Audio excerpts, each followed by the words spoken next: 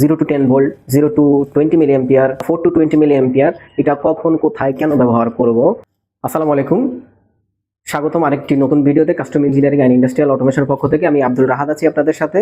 আমাদের আজকের আলোচনার মূল বিষয় হচ্ছে কোথায় কেন কিভাবে আমরা 0 to 10 volt, 0 to 20 milliampere, 4 to 20 milliampere, এটা কখন কোথায় কেন ব্যবহার করব। তো স্ক্রিনে দেখতে পাচ্ছেন যে আমাদের এখানে 0 to 10 ভোল্টের একটা সুবিধা আমরা লিখে রাখছি সংক্ষিপ্ত। ছোট দূরত্বের কম ইলেকট্রিক্যাল নয়েজ অঞ্চলে 0 to 10 ভোল্ট ব্যবহার করা ভালো। সাথে সুবিধা হচ্ছে সহজে পরিমাপ করা যায়। যে কোনো মিটার দিয়ে আপনি এটা পরিমাপ করতে পারবেন, যে মাল্টিমিটার, ক্লাব মিটার, যে কোনো ভোল্ট মিটার মানে ভোল্টেজ পরিমাপ করা যায়। এই সকল মিটারে আপনি এটার সিগন্যালটা খুব সহজেই পরিমাপ করতে পারবেন।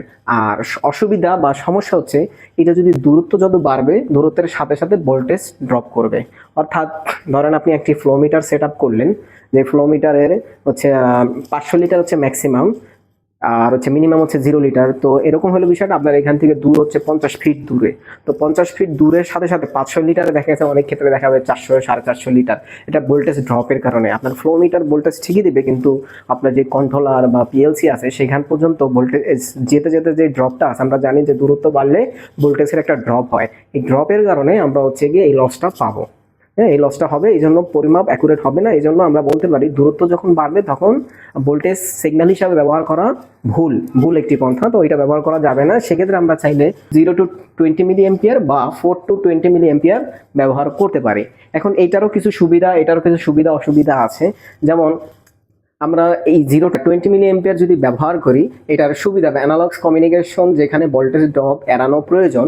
যেমন অনেক দূরত্বে, এটা তো 50 ফিট বললাম, যেখানে 100 ফিট হবে দূরত্ব বা অনেক বেশি দূরত্ব হবে, সেখানে আমরা খুব সহজে অনায়াসে এই 0 to 20 মিলি অ্যাম্পিয়ারটা ব্যবহার করতে পারি। দীর্ঘ দূরত্বেও সিগন্যাল সঠিক থাকে, মানে 500 লিটার যদি হয়ে থাকে আপনার, এটা 500 লিটারে থাকবে, কোনো কম বেশি হবে না, আমরা এটা ধরে নিতে পারি। অসুবিধা, তার ছিঁড়ে গেলে বা সেন্সর নষ্ট হয়ে গেলে সিস্টেম বুঝতে পারে না। ধরেন এরকম যে আপনার 0 যখন থাকবে তখন তো এটা 0, মানে আপনার যে ফ্লো হোক বা প্রেশার হোক, সেটা নির্ধারিত পরিমাণেও যদি 0 থাকে, তার ছিঁড়ে যায় তাহলে 0 হবে। তাহলে কন্ট্রোলার বা পিএলসি সেটা বুঝতে পারবে না।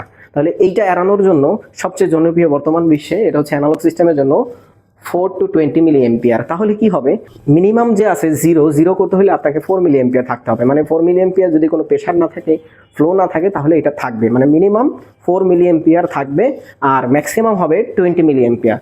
20 মিলি অ্যাম্পিয়ার যখন হবে তখন আমাদের উক্ত সেন্সরের বা উক্ত ট্রান্সমিটারের ম্যাক্সিমাম আউটপুট। আর 4 মিলি অ্যাম্পিয়ার যখন থাকবে তখন হচ্ছে 0 অ্যাম্পিয়ার। অর্থাৎ যদি কোনো কারণে আমাদের তার ছিঁড়ে যায় বা হচ্ছে গিয়ে সেন্সরটা খারাপ হয়ে যায়, সেক্ষেত্রে ওইখানে 0 হয়ে যাবে, 4 মিলি অ্যাম্পিয়ার থাকবে না। তার মানে ডিভাইস বা কন্ট্রোলার বা আমাদের যে পিএলসি থাকবে, সেই পিএলসি খুব সহজেই বুঝে ফেলবে যে এখানে হয়তো কোনো কন্ট্রোলারের ক্ষেত্রে মাইনাস দেখাবে, কোনো কন্ট্রোলারের ক্ষেত্রে হচ্ছে নির্ধারিত ভ্যালু যা আছে তার থেকে কম দেখাবে, যার ফলশ্রুতিতে কন্ট্রোলার খুব ইজিলি ডিটেক্ট করতে পারে যে এই সেন্সরটি নষ্ট হয়ে গেছে বা ট্রান্সমিটারটি কাজ করছে না।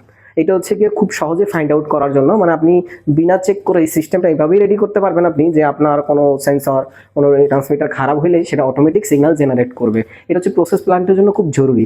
আচ্ছা, আমরা সুবিধাগুলো দিই। সবচেয়ে জনপ্রিয় ও নিরাপদ শিল্পের স্ট্যান্ডার্ড লাইভ 0 প্রযুক্তি, 4 মিলি অ্যাম্পিয়ার মানে সিস্টেম রেডি।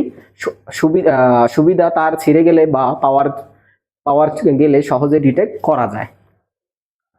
তো আমাদের কাছে মানে এইটা একটা টেম্পারেচার ট্রান্সমিটার আছে, এটা হচ্ছে 4 থেকে 20 মিলি অ্যাম্পিয়ার। আবার এইখানে আমাদের একটা কন্ট্রোলার আছে, যে হচ্ছে গিয়ে ইনপুট এবং আউটপুট হিসাবে 0 to 10 ভোল্ট এবং 4 to 20 মিলি অ্যাম্পিয়ার দুইটাই আউটপুট দিতে পারে, এবং একই সাথে 0 to 20 মিলি অ্যাম্পিয়ার আউটপুট দিতে পারে। তাহলে এরকম কন্ট্রোলার যদি আমাদের কাছে থাকে, সব থেকে নিরাপদ এবং বুদ্ধিমানের কাজ হচ্ছে দূরত্ব বেশি থাকে, তাহলে আমরা অবশ্যই 4 to 20 মিলি অ্যাম্পিয়ার ব্যবহার করব সিগন্যাল হিসেবে, অ্যানালগ সিগন্যাল হিসেবে। তার মানে আমরা বুঝতে পারলাম এই তিনটা প্রোটোকলের ভিতরে সবচেয়ে জনপ্রিয় এবং ভালো নিরাপদ হচ্ছে 4 to 20 মিলি অ্যাম্পিয়ার সিগন্যাল হিসাবে। এটাকে কন্ট্রোলার নিজে থেকেই বুঝতে পারে যে সেন্সরটি খারাপ, আপনাকে নিজে থেকে কোনো কিছু চেক করার প্রয়োজন নাই, খুব সহজেই করতে পারেন। কিন্তু এগুলার তুলনায় এইটাকে পিএলসিতে হচ্ছে কিছু এক্সট্রা কোড আপনাকে লিখতে হয়। যেমন এখানে যে 4 মিলি অ্যাম্পিয়ার আছে, এটা আপনাকে অবশ্যই 0 করে নিতে হবে। এই ধরনের analogue system, Modbus communication, Modbus TCP, Modbus RS485, 232, 422 এই ধরনের সকল ট্রেনিং আমাদের এখানে প্রদান করা হয়। আপনি যদি মনে করেন আপনার এই ট্রেনিংগুলো প্রয়োজন, আমাদের প্রতিষ্ঠানে চলে আসতে পারেন। আমাদের দক্ষ ট্রেন আপ করবে, শেখাবে। আপনি আমাদের সাথে চাইলে ফিল্ডেও কাজ করতে পারবেন। আমাদের সেরকম কাজ করার অনেক অ্যাবিলিটি এবং অপশন আছে। সকলকে ধন্যবাদ। সবাই ভালো থাকবেন, কাস্টমারের সাথে থাকবেন। আসসালামু আলাইকুম।